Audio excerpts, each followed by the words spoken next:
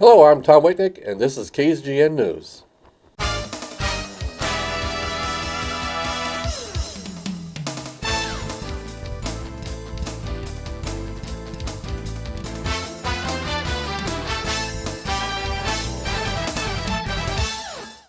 Our lead story today is that the Ridgecrest Ad Hoc Water Conservation Committee held an informational meeting Thursday, February 19th at 10 a.m. in the City Council chambers at City Hall. The committee has Mayor Breeden and Mayor Pro Tem Jim Sanders on it. The purpose of the meeting was for the Planning Director of Kern County, Lorelei Oviatt, to provide an informational presentation to the public with details about the report. The meeting was attended by over 40 people, which is a good attendance since it was held during the middle of the morning. After Lorelei's presentation, the committee had a lengthy discussion. When the people got a chance to ask questions and make comments, the meeting, Lorelei provided 3 scenarios for water conservation in the valley. First was no change. Everything stays the way it is now. Project demand will be over 47,000 acre-feet of water per year. Second scenario, assuming a 1% growth rate and only allowing the existing agricultural at current levels, would require an estimated 38,000 acre-feet per year, reducing the overdraft from 7 times the available supply to 5 times the availability supply. The third scenario was, what if we stopped all agricultural use? Currently there is 4,790 acres of agricultural land use in the valley. With the third scenario, the valley would still use water at 2.5 times the available water supply. So none of the scenarios actually stops the overdraft, only slows it down. The third scenario also has serious private property rights impacts and could be a financial burden on the county. Stopping all agricultural use would reduce jobs as well. If the county was to try and stop current agricultural uses, those property owners would have to be compensated for their losses. This could be a very expensive proposition. Oviatt said the county has never compensated any private property owners for a change in use. What is interesting is that none of the scenarios include any water use restrictions either.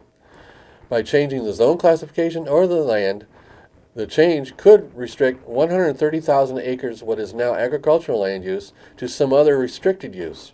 Well, there's more to come on this issue. Ridgecrest City Council is scheduled to have this topic at their March 4th meeting.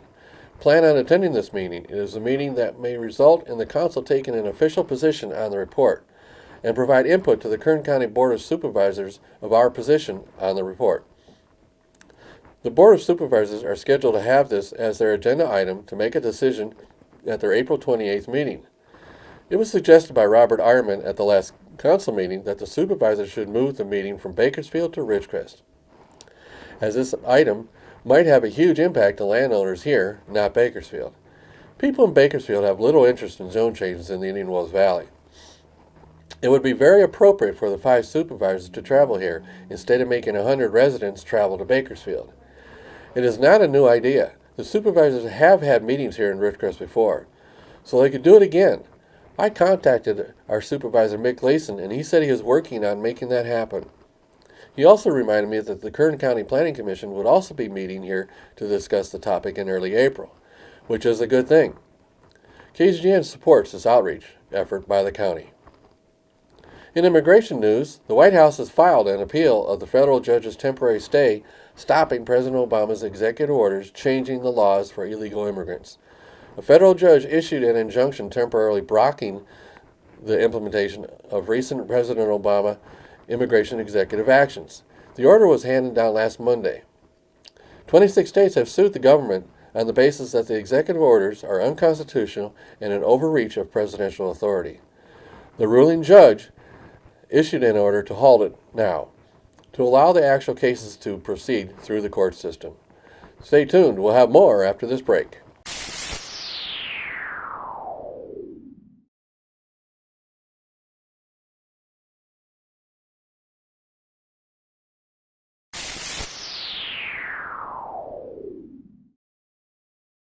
Welcome back. In other city government news, the City Council met last Wednesday evening. A major topic was the presentation from COSMA on their analysis of the Ridgecrest retail market. The report covered a detailed presentation of the Ridgecrest market area and our demographics. The Ridgecrest market area, or RMA, is much larger than the people in the valley. The RMA is more of a regional demographic versus just a city demographic.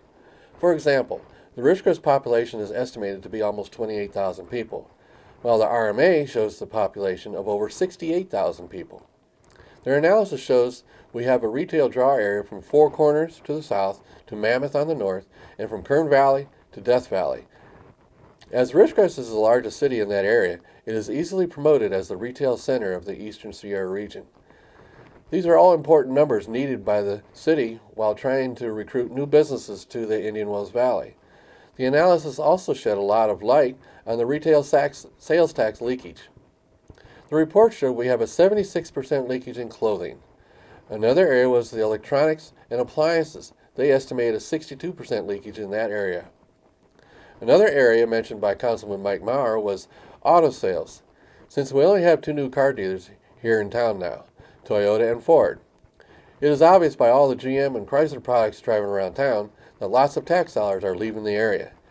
It should be noted, though, that by chance you do buy a vehicle out of the area, you can actually tell the dealer to license the vehicle here, instead of where you are actually buying it. That way, at least the sales tax would be transferred back to Kern County. I know this works from experience. When I bought my RV a couple years ago, I had it registered here instead of Lancaster. That provided me a cheaper sales tax rate too, because the sales tax rate here is cheaper than LA County. And the sales tax was then transferred back here. Anyway, Cosamon is very positive that they are meeting with more potential retail businesses to locate here. They just said it takes a long time to get these large corporations to actually make a move. In other city council news, the city attorney announced that the city won a lawsuit case where a person by the name of Squillacote sued the Ridgecrest Police Department for harassment, resulting from the Ridgecrest Charter School's assertion that the person stole property from the school. The suit alleged that the police department made a harassing effort to investigate the charges. The evidence showed in court that officers only tried to contact the person 2 times in one day. They ultimately stopped their investigation under the school's request to terminate it. The court denied the claim against the city. In other city attorney news, it was announced that the city will be suing the state finance board that monitors how former RDA fund monies are spent. The state oversight board has ruled against the city in 2 expenditures. First was funding guarantees for a senior living project, and second, the loan for the city to install a solar generation facility to power City Hall and their recreation building. Both of these projects were approved by the RDA back when it was in existence, and the state approved them back then as well. But now, in an effort to steal money back from the cities, the State Finance Board is trying to get funds back away from the cities. So the city has started one suit for getting the funds back for the senior project, and a suit for the solar project will probably be brought next. This is nothing more than the state once again trying to reduce the flow of our tax dollars back to local jurisdiction. In Washington news, our Congressman Kevin McCarthy has announced summer 2015 internship applications are now being accepted. The deadline to submit the application is Friday, March 20th. The application must be postmarked by that date or submitted by email by that date. The applicant must possess good writing skills and computer skills, be enrolled in college or recently graduated, and should have a minimum 3.0 grade point average. Preference will be given to residents of the 23rd Congressional District, but all applications will be considered. Summer interns are responsible for their own expenses, including transportation and lodging expenses, and are eligible to reach a $1,500 stipend before tax. If they intern in both the district offices and DC offices, the summer internship program will be an 8-week session. Interns will spend 2 weeks in the Bakersfield district office and 6 weeks in the Washington, D.C. office. Students are also required to submit a resume and a 250-word essay detailing their interest in the summer internship program and what they can expect to learn from the experience. Applicants are advised to submit their application as early as possible, as decisions will be made on a rolling basis. The applicant must mail their application to the Congressman McCarthy at Congressman McCarthy, 4100 Empire Drive, Suite 150, Bakersfield, California, 93309. This is a great opportunity for any college student in the Indian Wells Valley. Another item on the last City Council agenda was the idea of renaming the kids' skate park in Leroy Jackson Park Complex in the name of former Mayor Ron Carter. A few people got up in support of the idea. However, Dave Matthews commented that he thought there was a policy of a previous council that said all park naming ideas were to go through some committee before coming to the full council. So the council tabled the idea to go back to the Quality of Life Committee for clarifications of this policy and to have the committee make a recommendation to the full council at a later meeting. Please stay with us. We'll have your weather and the sports report and birthdays when we come back.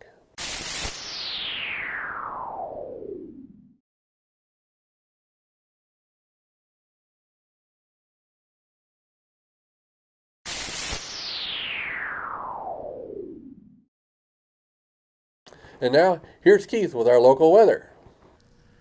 Thanks, Tom. Let's recap for a moment. Here's the national weather map from earlier today, and as you can see, the system that brought us some wintry weather to our neck of the woods, with some rain from Saturday night through to this morning, with a light dusting snow in the higher elevations. There is a decreasing chance of more rain tonight as it progresses, and the weather slowly clears out and moves east. We can start to see a little warm up in the weather for the rest of the week. However, tonight we are looking at mostly clear skies, lows around 36, with a west wind around 10 miles per hour becoming south-southwest after midnight. Tuesday, we'll have sunny skies with a high near 65, south wind 10 miles per hour, and later that night it will be clear with a low of 40, south-southwest wind 5 miles per hour. Wednesday, we're seeing a little bit more of a warm-up with our high near 65, south wind 5 miles per hour becoming calm. Wednesday night will be mostly clear with a low of 42, east wind 5 miles per hour becoming northwest and later in the evening. And on Thursday, sunny with a high near 69, west-northwest wind around 5 miles per hour becoming calm Thursday evening. Partly cloudy, low of 44, south wind 5 miles per hour. And as you look at your local KZGN weather, now back to Tom Whitnick. Thanks, Keith. Now here's Tom Heck with today's sports report. And a pleasant Monday afternoon to everybody. Well, the Burroughs girls varsity basketball team played very, very well on Saturday. Lost a very tough game down in Brentwood, a second round game. They lost by 4 points, and I understand they had a chance to win the game on a shot, miss, and then had to foul. But we'll have more on that game tomorrow for you, more details and some scoring. But a good season for the girls, and first-year coach Laura Larson. Now keep in mind, this team played without all their players on many, many games, and it's hard when you don't have the same lineup for a coaching staff. So give the Burroughs credit. They had a good season. They finished the year with 15 wins, and they had some good moments during the regular season. They ended up second place in the Mojave River League. They beat Sultana in the last regular game of the season here by 10 points to earn the number 2 spot. They went on and won last Thursday night. They beat Cathedral City very easily and then had that heartbreaker down in the LA area against Brentwood on Saturday afternoon. All right, also on Saturday afternoon, Saracoso baseball team dropped a 10-3 game to Chaffee. Now, that was the first league game of the season. Kiefer McClendon took the loss. McClendon, in his last outing, pitched 10 innings of scoreless baseball, but struggled on Saturday afternoon. Coso managed to get 8 hits in the game and managed to put up a decent fight against a pretty good Chaffee program. Now, the next home game will be Thursday. That'll be the first league home game of the season. They'll take on Barstow College at 2 o'clock. And then on Saturday, they'll be home again against the College of the Desert at noon. On Saturday, it'll be on KLOA, 1240 a.m., along with the website Thursday and Saturday, SaracosoBaseball.club. And you can tune in for most of the remaining games at SaracosoBaseball.club. All right, let's take a look at what's down the road for UCLA basketball. They drop a 57-47 game on Saturday night down at McHale Center in Tucson. UCLA actually scored the first 7 points of the game. They were down by 14 at halftime. They came out and they scored the first 17 points of half number 2. However, in between the rest of all that, they didn't do that well. They were out-rebounded by a very athletic Arizona team, and U of A, the number 4 team in the nation, goes on for the win. Well, that loss, coupled with a loss on Thursday night in Tempe against Arizona State, Bruins pretty much with their back to the walls right now in regard to getting into the NCAA tournament. Probably the only way they're going to get in is if they win that Pac-12 tournament coming up in about 2 weeks down in Las Vegas. They do have several games left. They have 2 games with the Washington schools at home, then they'll play USC also at home, then the big tournament at the end of the season. All right, speaking of the NCAA, Kentucky wins again. 27 games in a row for the Wildcats. They're the number 1 team in all of the land, probably the world right now. They beat up Auburn and Bruce Pearl 110-75.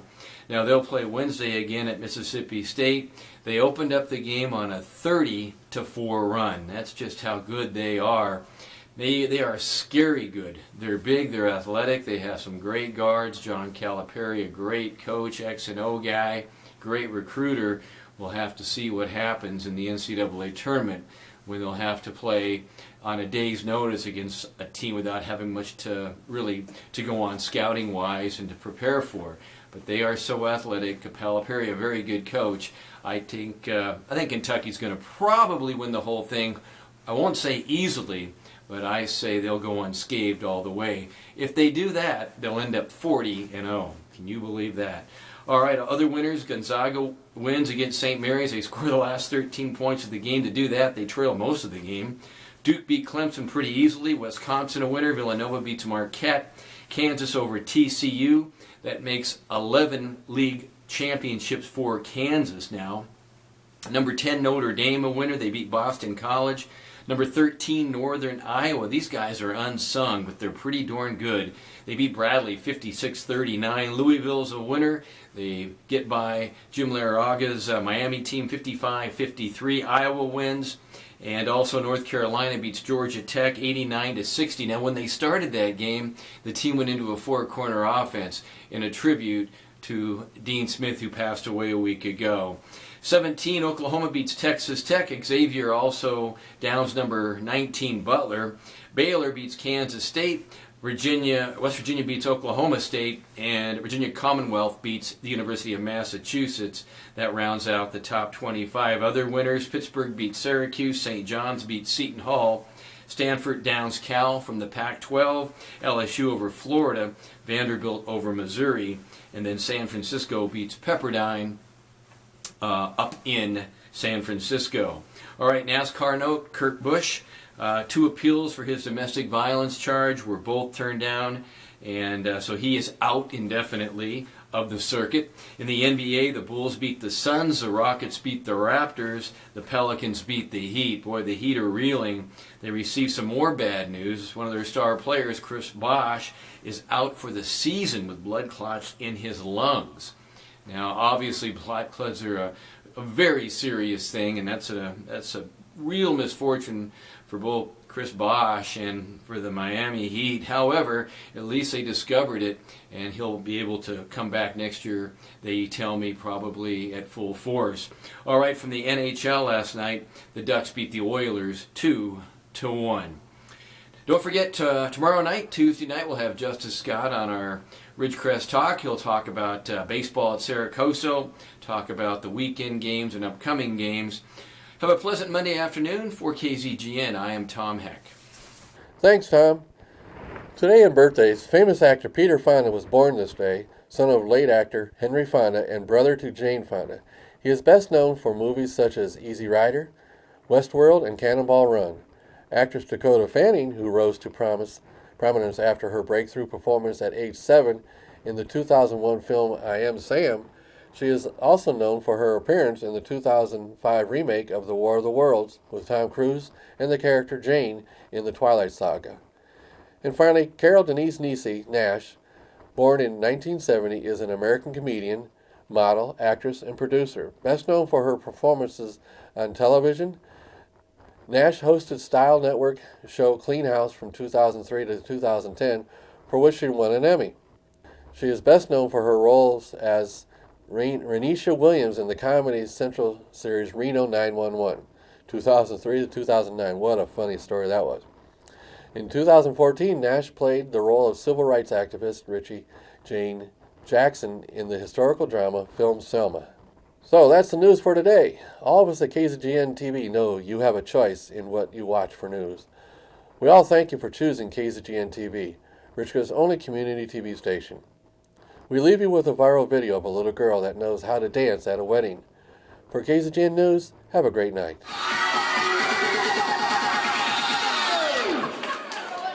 Open Gangnam Style.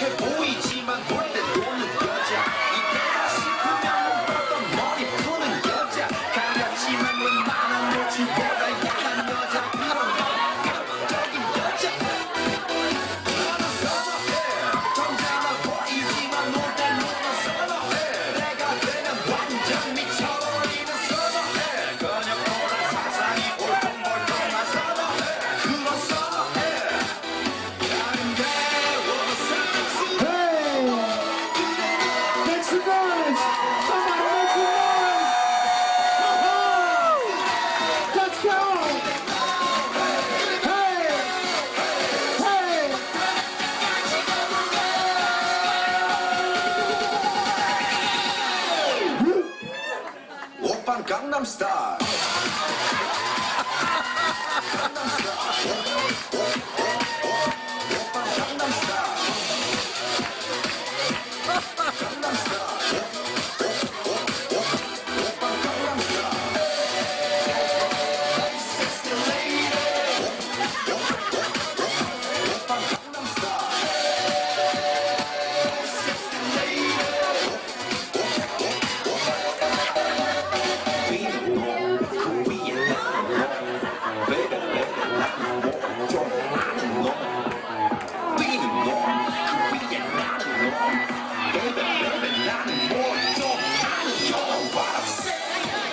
Gangnam Style.